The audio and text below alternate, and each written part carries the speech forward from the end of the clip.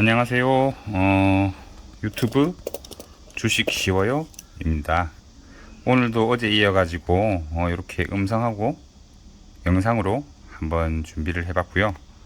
어제 보니까 뭐 조회수는 얼마 안 되더라고요. 뭐 근데 제가 그렇게 크게 신경 쓰는 건 아니고, 제가 이 유튜브를 하는 이유는 물론 뭐 다른 이유도 있겠지만은, 이거를 제가 사전 기록으로 활용을 해요. 그러니까 새로운 이슈가 터졌을 때나 어떤 종목을 볼 때, 아, 이때 왜 움직였지 할 때 찾아볼 수 있도록 하루에 하나씩 이벤트들을 조금 기록해 나가는 과정이라고 보시면은 될 거예요. 그렇게 활용을 하시면 될 거고요. 뭐 안에 들어가 가지고 검색하면 잘 나오니까. 예, 일단 볼게요. 오늘 볼 종목은 DKT라는 종목이고요. DKT. 이 종목은 최근에 보면 굉장히 많이 올랐었어요. 많이 올랐는데, 뭐 이유를 간단하게 보면은, 이 종목은 원래 퀄컴하고 이슈가 좀 있는 회사예요.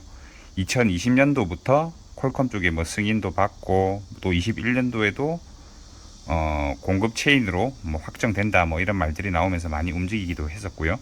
근데 실제로 최근에 이렇게 급등한 거를 볼 수가 있는데, 이거는 자금 조달입니다. 300억 정도 시비 발행을 하면서 이전부터 오르기 시작을 했고, 발표를 하면서 더욱 강하게 이제 올랐다고 보시면 돼요. 뭐 이 종목 히스토리가 중요한 거는 아니고, 오늘도 제가 항상 말씀드리는 무상증자에 관해 가지고 알려드리려고 하거든요. TKT 같은 경우 보시면은 오늘 무상증자 공시가 있었어요. 여기 보시면은 주당 한 주 배정하는 무상증자 결정을 했다 이거죠. 한 주당 한 주면은 보통 호재로 작용을 합니다. 제가 무상증자 공시를 안내 드릴 때는 기준으로는 한 주당 한 주 이상일 경우에 호재로 생각을 하시면 된다고 말씀을 드렸고요. 뭐 계속 무상증자 종목들이 많고 좀 유행처럼 될 때는 한 주당 0.5주 이상도 가능합니다. 그리고 이렇게 한 주당 한 주 이상 이런 식으로 발표가 되면서 30분간 거래 정지가 있었을 거예요. 분봉으로 보시면은 아마 나올 건데, 쭉 땡겨 보면은 지금은 오후라서 시간이 상당히 지난 상태고요. 아침에 발표했었거든요. 여기 보시면은 나오네요.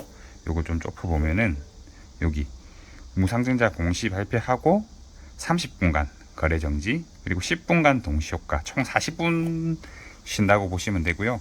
그 이후에 거래가 시작이 돼요. 일단 제가 무상증자 한 주당 한 주는 뭐 보통 호재라고 말씀을 드렸는데, 일단 이 종목은 그거하고는 조금 맞지 않을 수도 있는데, 그래도 조금 이따가 제가 알려드리는 그림 한번 보시면은 왜 이렇게 움직였는지 이해가 되실 거예요.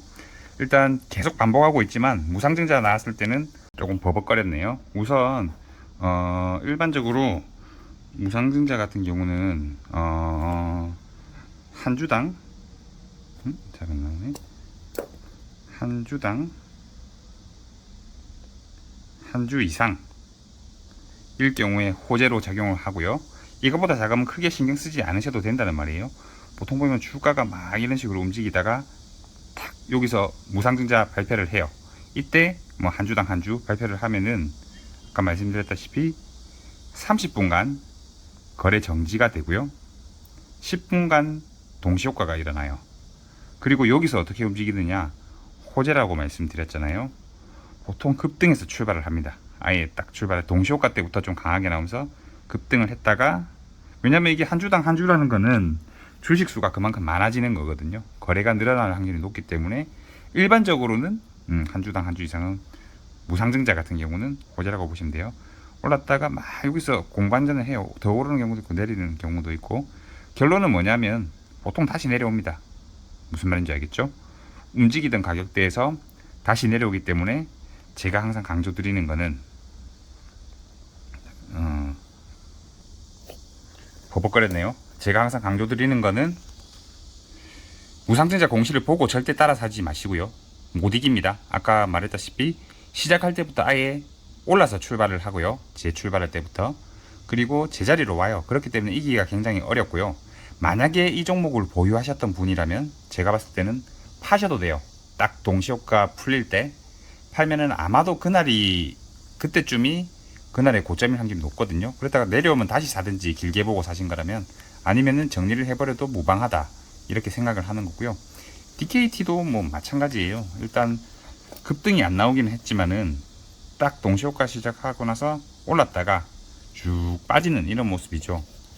그래서 결국에는 움직이던 제자리. 근데 이 종목 같은 경우는 아까 전에 제가 자금 조달 말씀도 드렸지만은 뭐 일봉 이 정도로 올라간가 봤을 때는 그 300억 12분 아니고 우상증자 그 내용?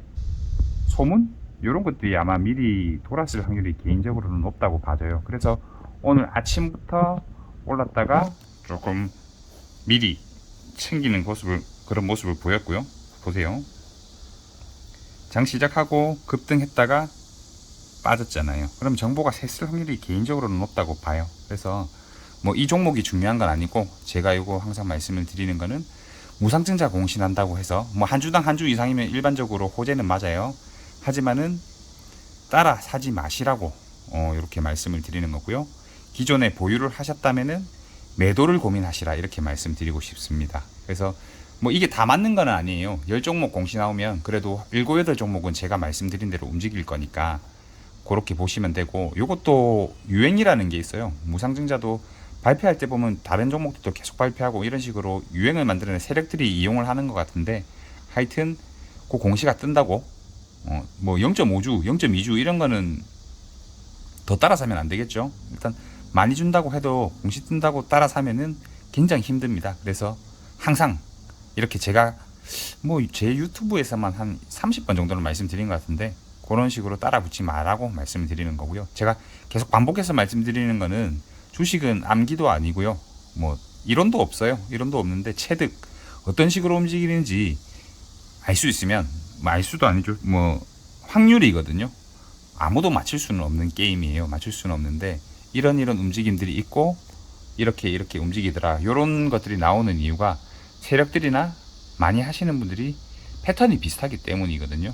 뭐 스승이 같을 수도 있고 아니면 하는 방법이 비슷할 수도 있고 뭐 그것까지는 제가 모르겠는데, 항상 이런 특징이 있으니까 무상증자는 제가 말씀드린 대로 대응하는 게 가장 좋은 해결책일 겁니다. 일단 이상으로 오늘은 마무리하도록 하고, 무상증자 공시 뜬다고 따라 사지 마세요. 예, 이상입니다.